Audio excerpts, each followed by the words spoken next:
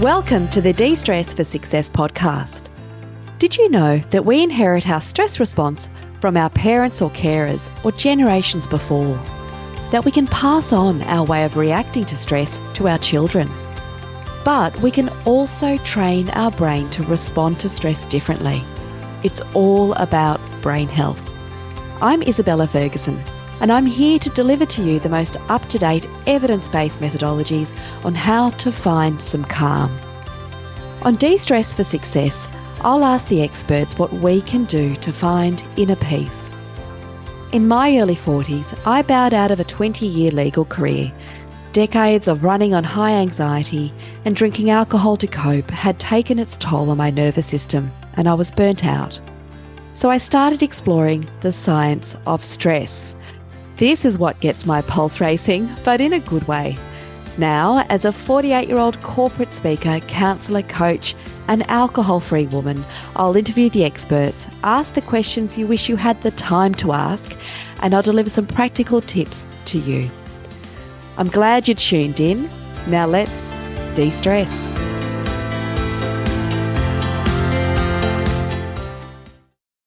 Great quote that says, most of the time what we do is what we do most of the time, and only sometimes do we do something different. Up to 70% of everything we do, think, and believe every single day is the exact same that we did the day before and the day before that and the day before that. It's our habits. They're automatic and compulsive. Welcome to the De-Stress for Success podcast. Did you know that we inherit our stress response from our parents or carers or generations before? But we can also train our brain to respond to stress differently. It's all about brain health. I'm Isabella Ferguson, and I'm here to deliver to you the most up-to-date evidence-based methodologies on how to find some calm. In my early 40s, I bowed out of a 20-year legal career. Decades of running on high anxiety and drinking alcohol to cope had taken its toll on my nervous system, and I was burnt out. Now, as a 48-year-old corporate speaker, counsellor, coach, I'll interview the experts, ask the questions you wish you had the time to ask, and I'll deliver some practical tips to you. I'm glad you tuned in. Now let's de-stress. I am so excited to welcome our next guest, and when you listen to this episode, you will know why. We are joined by habit expert and dietitian, Dr. Gina Cleo, to discuss how to break unhealthy habits, how to form healthier ones. You know, those ones that have been on the list for some time but have proven evasive. Dr. Gina holds a PhD in habit change and is also an adjunct professor at Bond University. Gina is also the author of The Habit Revolution, which I cannot recommend highly enough. Absolutely stoked to have you on the podcast. Welcome. Thank you so much, Isabella. It's awesome to be here with you. Now, I usually ask all of my guests the same question, and I'll ask this of you as well. Would you mind sharing with our listeners, how do you know when you're stressed, and what are some of your go-to ways of de-stressing? I know when I'm stressed when I start to get a bit hypervigilant about stuff, when I'm like, want to fix everything and I want to do it right now, and there's sort of not a flow in things. I get a bit antsy. So that's sort of when I know I'm stressed. And I can also notice myself have a reduction in my resilience. So, for example, I might eat differently or snap at my partner more or get annoyed when my tech isn't working more. So then I know that obviously I'm stressed. Ways that I de-stress. Look, to be completely honest, I have healthy ways and some not so helpful ways of de-stressing. Do you want the habit expert version or the real Gina version? I think the real Gina version. Absolutely. Okay. Well, some of the healthy things I do, which are also the Gina version, are things like I love going for a walk in nature. I live on acreage, so I'm really lucky to be able to just go out my backyard and be in nature. Some breath work I found really works for me a lot better than meditation because my brain just can't seem to sit still a lot of the time. But breath work is dynamic, so I can do that. Playing with my puppy is just the best. I love playing with my dog. She's so joyful and it just helps me to just come home to myself. Yes. Baking is also something that I really love to do to de-stress. And when I'm in a really good mood and I have that resilience, I'll exercise to help me either de-stress or certainly prevent me from feeling stressed over things I might not have stressed about if I was in a better headspace. They're great. They're great. It's like you've got a smorgasbord of options there to choose from depending on your mood. And I have to say, walking in nature, it is one that probably has featured in 90% of all responses. Isn't that? It's such a goodie. Yeah, it is such a goodie. And research shows we only need 10 minutes of it. There you go. Yeah. Now, examples of habits to ditch out there: putting our phones down, online shopping, my cherry ripe addiction, habits to form, exercise, meditation, yoga, things like that. What are the main habits that you're aware of that Australians want to change? I love that you're already asking me this question, because that means I got away with not exposing myself with my not so helpful de-stressing habits. Oh, what are they? No, go. What are they? Really quickly. Yes, There's please, really people only one. ask. If I'm just like not in a very good state and I'm stressed, I will find myself dissociating with a trashy TV show or playing like Tetris on my phone, which interestingly, neuroscience does show helps, but I don't think actually reduces my stress because I'm like anxiously trying to win this game. So that's my not so helpful strategy. They're not such bad ones.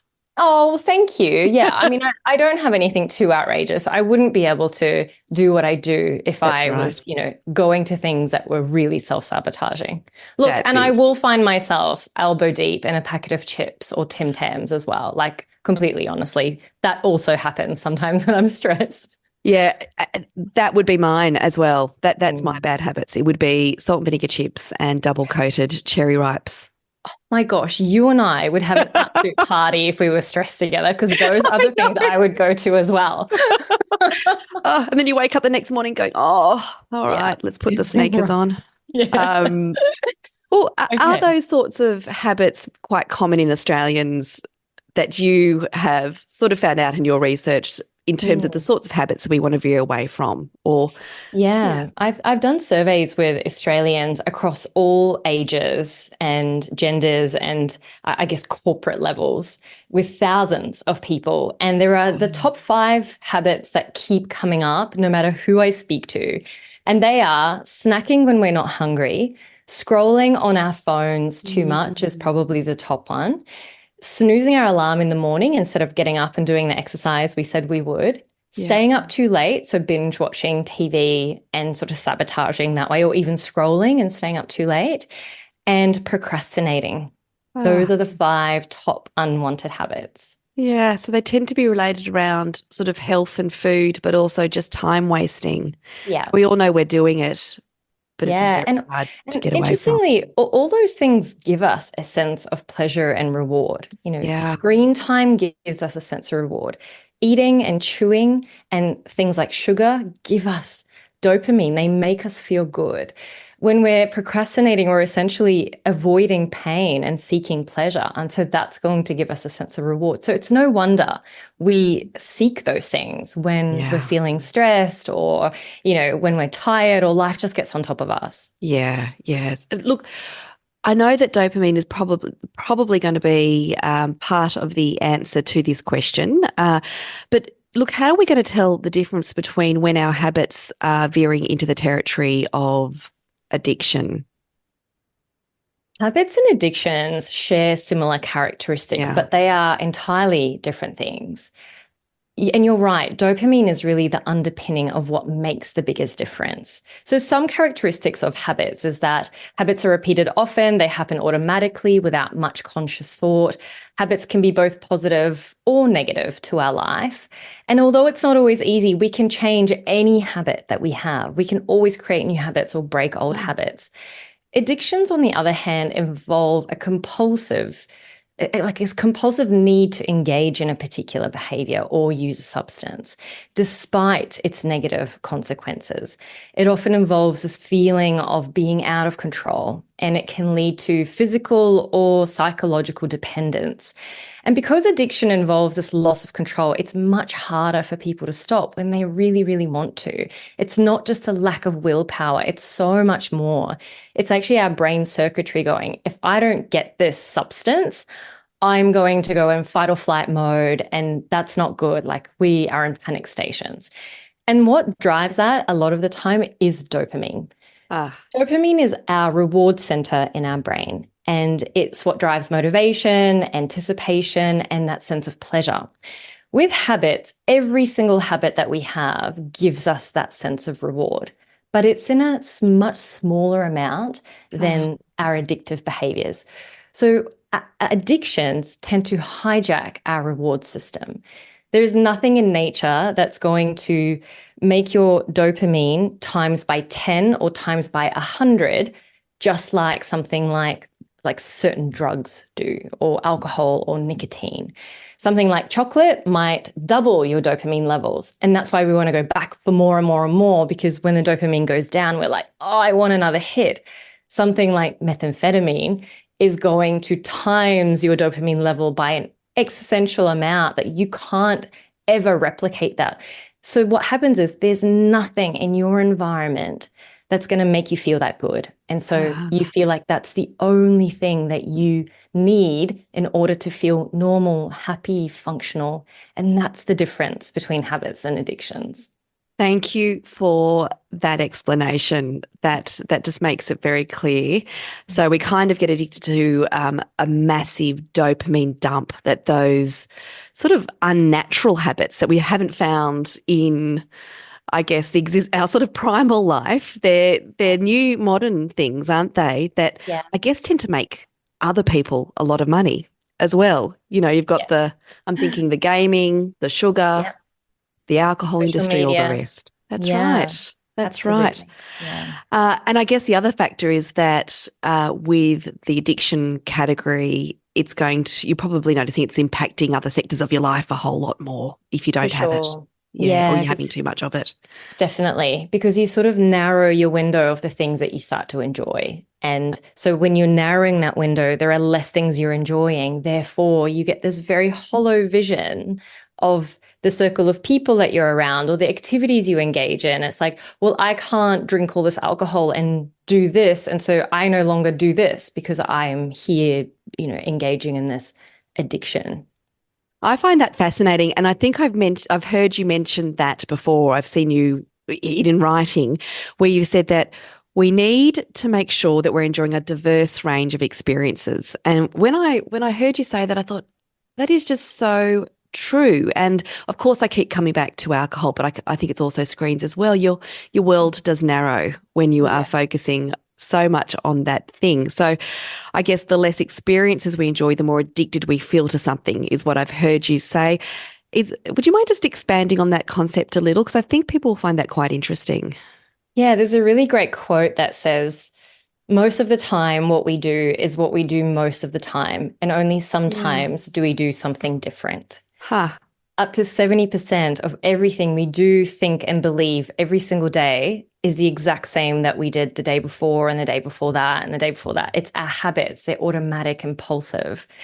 We don't feel invigorated. We don't feel alive, really, when we're in the monotony and the mundane of those routines, even if they're positive for us. Like if you've got a habit of reading in the morning, even though that's a great habit, it's not necessarily going to make you feel alive like doing something for the very first time does. It's not engaging certain parts of your brain because your habits, come from this really small part of your brain called the basal ganglia. It doesn't engage your prefrontal cortex, which is logic, problem solving, like those decision makings. So doing something different really just involves doing something radical, and it doesn't matter what it is. It could be like listening to a different genre of music, touching base with a long lost friend, wearing something in your closet that you haven't worn in a really long time, trying a different food. It can be anything, but it just expands your repertoire of behavior and actually also expands your repertoire of how you respond to things. Because within that space of doing something different, there's growth, there's learning, there's understanding, there's compassion, there's all sorts of things that happen that are profound for the brain. That's fascinating. So really saying yes to new things, having many different options out there, it broadens your, I guess just your life experience is actually helpful to make you feel alive and to thrive. I mean, it makes sense. It makes sense. Yeah. So the habit loop, I now understand it's the creation, or it's key to the creation of our habits. What is this? Would you mind explaining that a little to our listeners? Of course. The habit loop describes the 3 ingredients that are found in every single habit. And those ingredients are the cue or the trigger, the routine or the habit itself, and then the reward, which we've briefly touched on. Yeah. So every habit is triggered, and it can be triggered by something in our internal or external environments. Yeah. Internal environment could be how you feel. So a trigger could be, I'm feeling a bit sad or lonely, and your habit might be to eat some cherry ripe. For example. Yes. And the reward you get from that is a bit of dopamine. It makes you feel good in the moment. So that your brain then forms this positive feedback loop that's like, hey, we felt really lonely. And when I had that cherry ripe, I now feel better. So next time I feel lonely, I know what to do, and that's get a cherry ripe. Yeah. And that's how a habit is formed in this loop. Without triggers, we don't have habits. If you never felt lonely, you wouldn't impulsively go and grab a cherry ripe. Yeah. Or, for example, putting on your seatbelt is a habit that's triggered by sitting in the car. You don't get an urge to put your seatbelt on whenever you sit anywhere else. It's the only place. So if you remove the trigger, you essentially remove the habit entirely. Makes sense. It really does make sense. So in terms of breaking a habit, I guess, how do we do that, and how long does it take? Like, I've heard 21 days bandied about as a time frame to break habits, but I see a shake of the head there. So maybe that's not necessarily true. Look, honestly though, Isabella, if you think about it, if it took 21 days to break a habit, I feel like we would break all of our unwanted habits, because we can commit to something for 3 weeks if we really, really wanted it. Unfortunately, the research doesn't support that at all. Yeah. So to create a habit can take anywhere from 2 weeks to up to a year. And it's going to depend on a whole range of different things, like how habitual you are as a person, how complex the habit is, how much you repeat, how consistent you are with the habit. Whereas to break an old habit, interestingly, you can break an old habit overnight, or it can take you months. Again, depending on how much you want to break it, how strong your intention is. Are you kind of like, yeah, I really don't want to do that anymore? Or are you like, I'm done with this. This is just not part of my life anymore. There's other psychological factors and also environmental factors. If you're living in a household that isn't a supportive environment, it's going to be much harder to break that habit. If you're trying to break a habit where you're exposed to the trigger a lot of the time, that's going to make it harder too, because our resilience wears thin after a while. Yeah. So the time it takes varies. And really what it takes, I think the thing we need to focus on more is consistency, perseverance, and determination. That's really, if you've got those 3 things, you will change any of your habits. Our brain's designed to change. Okay, so it takes a degree of personal commitment and motivation there too, I'm hearing. Yeah. So in a lot of the work that I do, there's that novelty factor that happens when people want to change a habit right at the start. Yeah. They've usually worked, eating, exercise, or alcohol, and then maybe I'm noticing week 2, that novelty factor's died away, and motivation is hard to keep up. Is there a key to keeping motivation buoyed, or as a habit expert, what would you say to someone to really try and keep motivation at a rate that's going to help you achieve that change that you're wanting with your habit? Yeah, that dip you're describing is so common, and it's to be expected. And I think one of the things that really helps is to expect it, is to say, I'm going to start week 1 feeling really motivated and really strong and persistent. Week 2 is going to be harder, and week 3 is going to be even harder than that. And to expect it to get harder, I think that sobering fact really helps to want to keep going. If you think of motivation or willpower or self-control like a muscle, and the more you use it, the more exhausted it gets. So if you go to the gym and you were to do a set of bicep curls with a dumbbell, eventually your arm's going to get sore and you need to put the dumbbell down, rest your arm before doing another set of lifts. Well, self-control works in much the same way. So the more you're using it to resist temptation, to make decisions, to initiate something, that is going to wear thin, which is why we start with all this like great feeling, huge intention, lots of self-control, and it wanes because we've been wearing it thin. The only way to replenish our self-control stores is actually to rest it, is to meditate, to have a really good night's sleep, to eat some carbohydrates, which is probably one of the reasons we, go to carbohydrates in those times when we're feeling a bit weak. It's to rest your brain entirely. So we can do that periodically throughout the day. We can just have like 10-minute break in every hour, et cetera, et cetera. But our life and our society is not really geared for us to have these moments of space to replenish our self-control. It's like we finish a task, what's next? But also our life, just take a day. You get up in the morning, you decide what to wear, you're getting the kids ready for school, you're driving through traffic, you're getting to work, there's a pile of emails, you have an uncomfortable conversation with someone. All these things are depleting your self-control.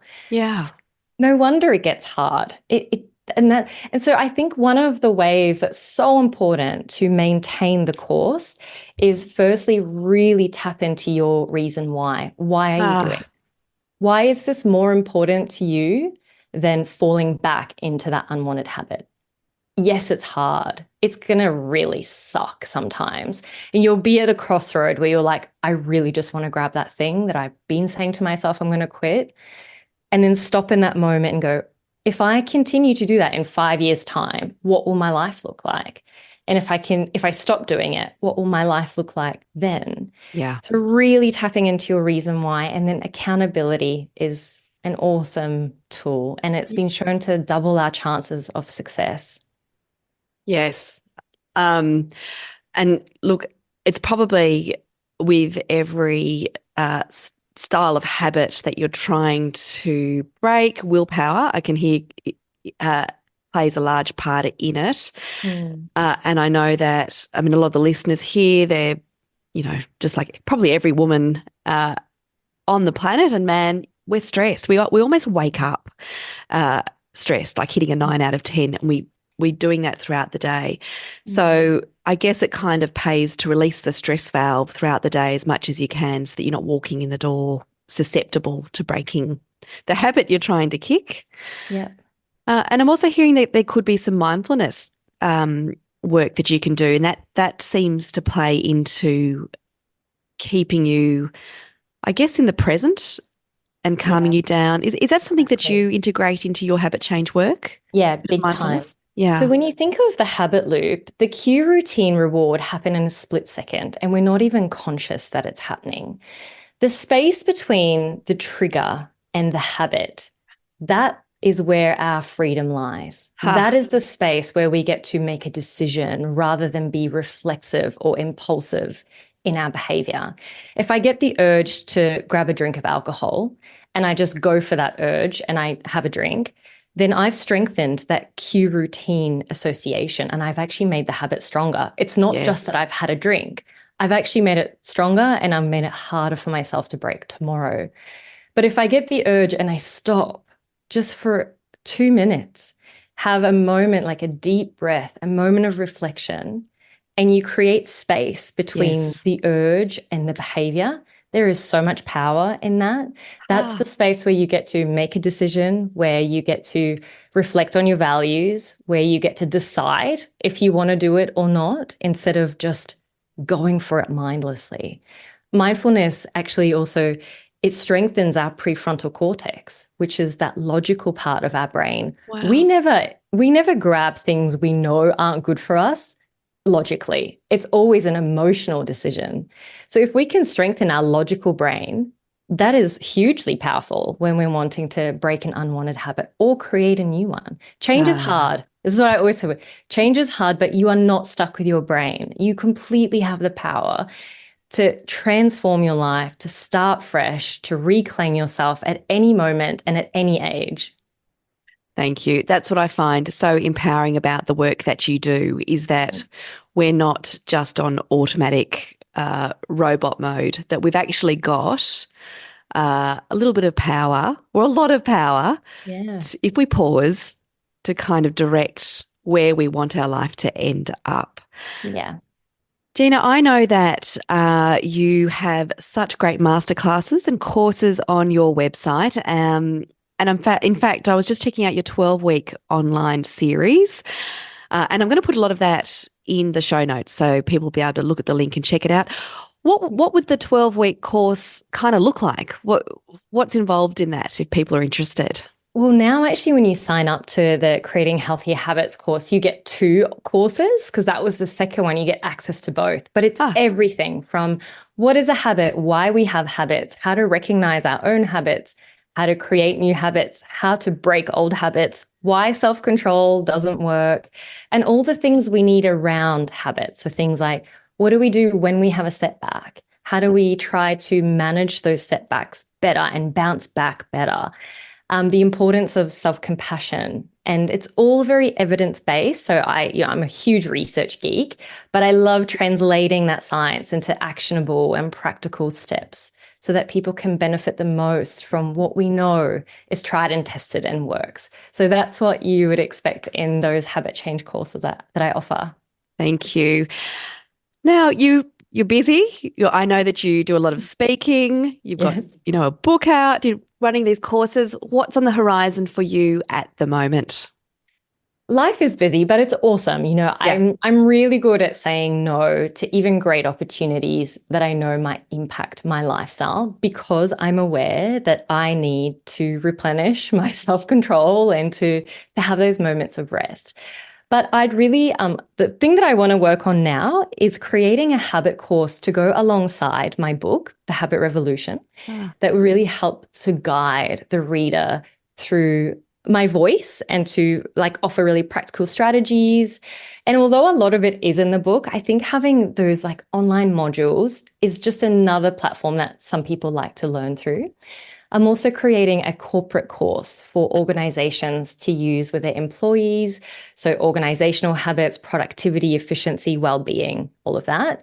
And this is a long-term vision, but one day I'd really love to create an app. Yes.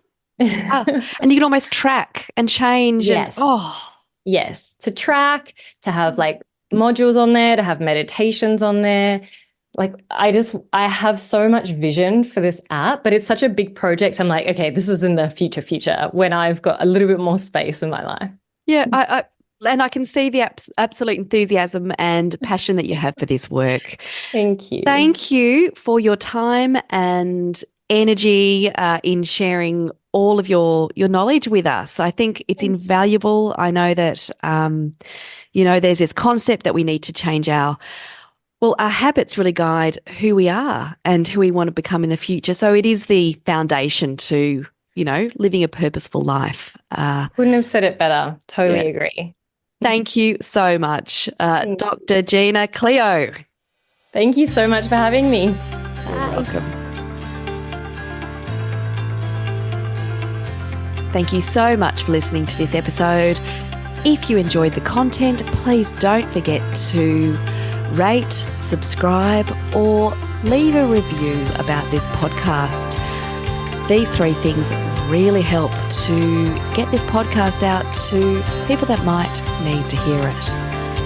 You can find me at www.isabellaferguson.com.au. Jump on my website, check out all the resources I've got there about alcohol, stress, and burnout. You can also book in a free introductory call. It's a 30-minute confidential chat if you are looking for a counsellor or a coach to support you to drink less or to manage your stress. I'm always here to chat. If you've got a question, please do not hesitate to reach out. I hope you have a really good day. See you later.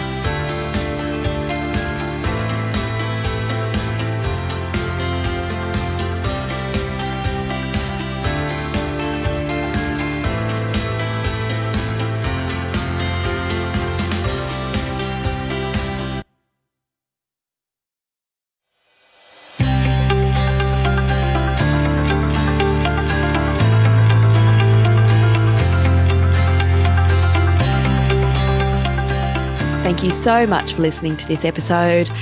If you enjoyed the content, please don't forget to rate, subscribe, or leave a review about this podcast.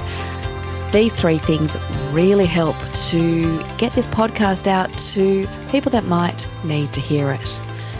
You can find me at www.isabellaferguson.com.au. Jump on my website, check out all the resources I've got there about alcohol, stress, and burnout. You can also book in a free introductory call. It's a 30-minute confidential chat if you are looking for a counsellor or a coach to support you to drink less or to manage your stress. I'm always here to chat. If you've got a question, please do not hesitate to reach out. I hope you have a really good day. See you later.